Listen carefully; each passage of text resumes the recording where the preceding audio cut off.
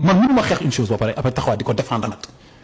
moo tax dama toog gis Mame Diarra Fam nga jégal ma si cité tour mu taxaw naan maa ngi ko seetaan à la 2S nekk ci télé ci kaso bi di ko seetaan muy def benn débat ak la fii la Astou Dione ak beneen membre député wu Pastef mais Mame Diarra Fam di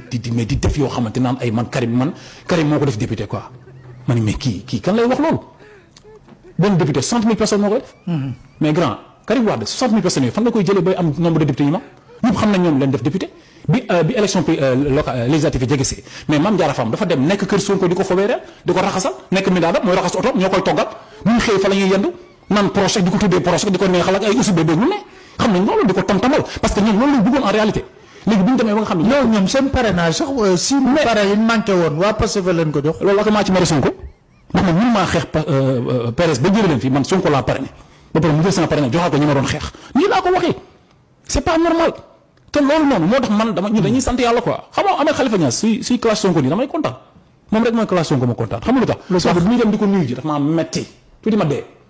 parce que dama xam Ahmed Khalifa Niass xam ni kii nii dafa du nitu principe mu du nitu principe parce que Sonko benn instant dafa ñëw taxaw bëgg rassembler ñëpp il a un grand cœur mais gasul ñi nga xam ne ñoom dafa am lu ñu daj loolu c'est très important grand gis nga grand sénégalais il faut ñuy waxtaan man bañu ma ko jégale de mais balaa ngaa jégale na yëf yi leer ba noppi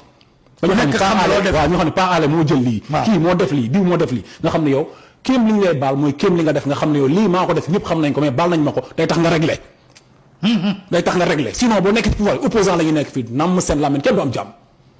xam nga Sénégal ni ñuy opposé dañuy politique classique bi xaalis bi contre ay te pabare nag def ay njombe yu rëy loolu laa lay wax ëllëg si biir bu ñu la bëggee topp nga ne parce que je suis opposant kon moom il faut mu leer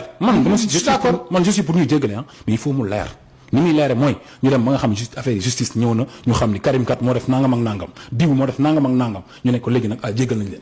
yow bu ñu la jéggalee li nga def di nga xam sa bopp di nga yem benn place